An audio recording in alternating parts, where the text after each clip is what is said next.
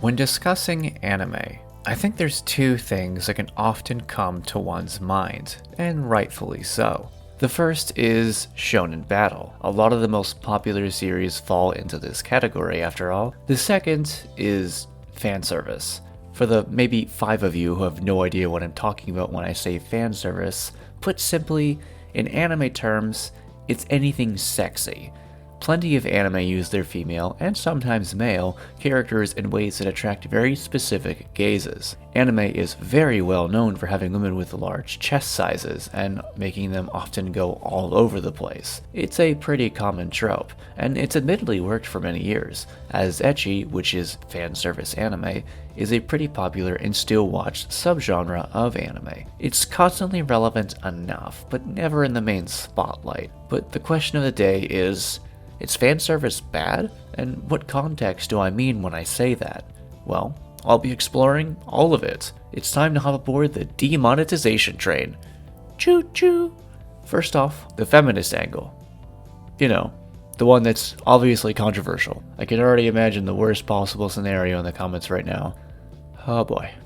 There's many ways that this can be interpreted, as feminism itself has gone through many different waves throughout the years, and these can be spun or interpreted differently within each wave. I have already tackled this subject in a video some time back though, but to make it easy, I'm just going to look at this in a very broad way. The idea of feminism in a broad term is of course to get equal treatment between men and women, and this includes within media. For a long time, women did not have the best representation when it came to media, well, outside of literature. The most common and highly used trope was the damsel in distress, and outside of that, the other ones still weren't much better. Many women weren't portrayed as strong-willed or interesting as real women. As the years went by, these depictions became much fairer, with many female characters in media getting their fair shake. Street Fighter debuted the first female fighting character with Chun-Li, Alien is famous for having its main character be the strong and defiant Ripley, and Star Wars had Leia Organa, the spunky and strong princess who wouldn't take anything from anyone. Many more women, both well-written and strong in multiple iterations of that word, were beginning to appear in media, though even the ones depicting strong women would get flacked due to their sexual appeal. And this also pertains to anime. Whether it was the outfit, body types, or even personality, characters that were still very interesting, complex, and inspiring would get called out for being sexually attractive, succumbing to fan service. Groups of people, strangely enough both men and women, will complain or claim that many sexy depictions of women, both in video games, anime, and of course other media, can be considered sexist or problematic because of their designs. My response is no. Sexy is not sexist. For a character to be considered sexist, they would essentially be demeaning to women just by existing, as they check off all the stereotype boxes without adding anything that makes them really likable, like the classic damsel in distress. Honestly, even characters of that trope aren't sexist in of themselves, as they can be quite likable and well written. It's just that they end up in difficult situations. And just because a character is designed in a sexually appealing way doesn't mean that either the character or the creator is sexist. Now, in certain circumstances, yes, fan service can be problematic from this angle. If we have, say, a harem anime, where every female is very bland and forgettable, perhaps they get saved by the male or just fall for him out of nowhere, and they're all designed in hugely sexual ways, that can be rather demeaning, as they're more depicted as a prize instead of a character. The argument there is warranted. However, this usually only happens in really trashy isekai or harem anime, and most fans will drop the show or make fun of it for other reasons. Another argument against fan service from this point of view will be bringing in the idea of objectification, that just by having the fan service exist, we are turning this character into a sexual object rather than a character, by having camera angles and situations that focus on the body rather than the person. Well, these are fictional people without any real agency of their own, first of all. They are, in of themselves, objects of desire, whether that be the desire of a character or the desire of something else. I fully understand that proper representation is important in media, as it can be a really big influence on people of all ages, but what's also important for this context is intent. If a character is intended to just be fan service, then there's a good reason to have issue with them, as it'll be quite obvious. Like I said earlier, they'd likely be very bland or forgettable and have very little interesting or redeeming traits. The purpose they serve is to only be sexy, but throwing this accusation in every instance of fan service is honestly a poor decision, as there are characters who are truly great while also being sexy. Shows like Fairy Tail and One Piece, though they have very sexually attractive female characters, those same characters are also strong, well-written, and complex. They have great character arcs and are fan favorites for good reasons aside from their appealing designs. And the same argument can be said for a lot of characters people might point to when they think of sexy anime girl. Like I said, I did a whole video on this in regards to Yoko Littner from Gurren Lagann, saying that despite her sexual appeal, there's a lot to the character that really makes her rounded and likable. Are there other examples, perhaps even specific shows, that can be easily seen or even are sexist or problematic in this way? Probably. As long as a character is, well, a character and not an object or a prize, their very existence itself is not a problem. Women of all body types do exist, and while some are considered more appealing by modern societal standards, we have to remember this doesn't mean that someone is wrong for liking those body types.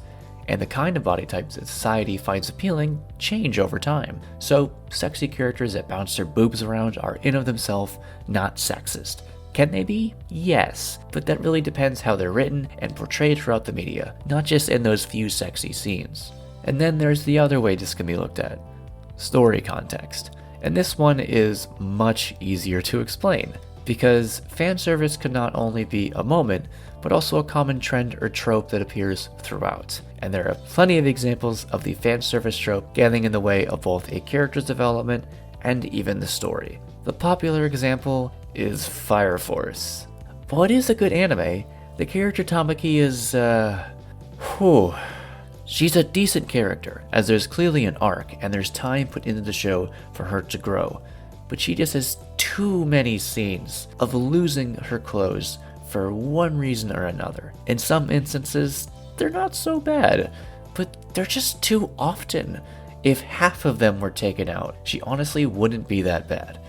But some of those moments are during intense or even dramatic scenes, and they seriously take away from the tension. Fights where people are even dying get partially ruined because Tamaki trips and suddenly loses every bit of clothing aside from her underwear. It gets in the way of her growth as a character by making her seem more two-dimensional, and it also intrudes on the story by interrupting important story beats just to show off something sexy. It takes away from the moment and makes the anime lesser for it. In a series like Gurren Lagann, this kind of fan service actually isn't bad due to the nature of the show. Since it's so over-the-top zany, a lot of the bouncing kind of feels at home, and the over-the-top outfits match the males in many instances, such as during the child arc. Most everyone is wearing barely anything. Yoko's bikini doesn't really seem that notable when both of the main male characters are shirtless, and in Kamina's case, strong and physically attractive. The sexiness fits. So when Yoko's flying through space in a mecha and her ship gets blasted, causing her chest to bounce all around, she's already piloting a mecha in space that has a cannon for a head. And a few episodes prior, they pulled the moon. That kind of thing feels much more natural in that context. And that sexiness doesn't intrude on these serious or dramatic moments. The female characters still get to be characters, many of them even being really badass, like Yoko.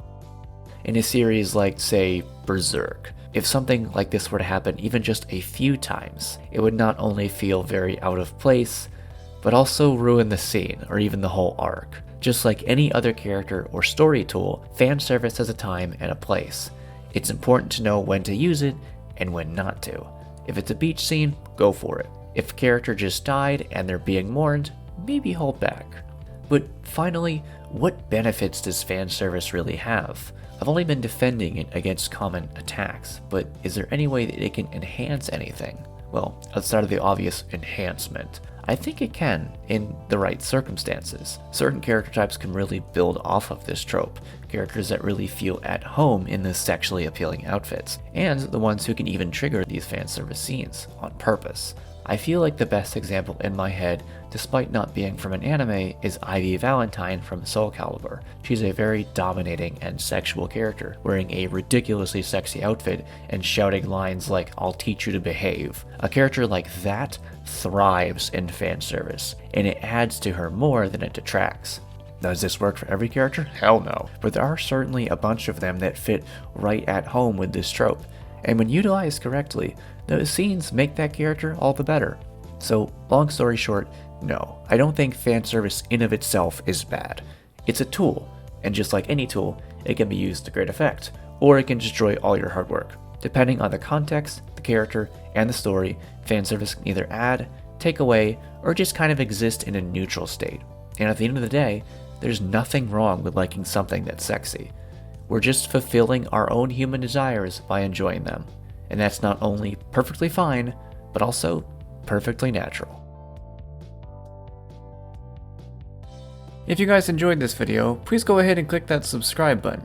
And if you want to be notified for future content, also go ahead and click that bell as well. Thank you so much, and have a wonderful day.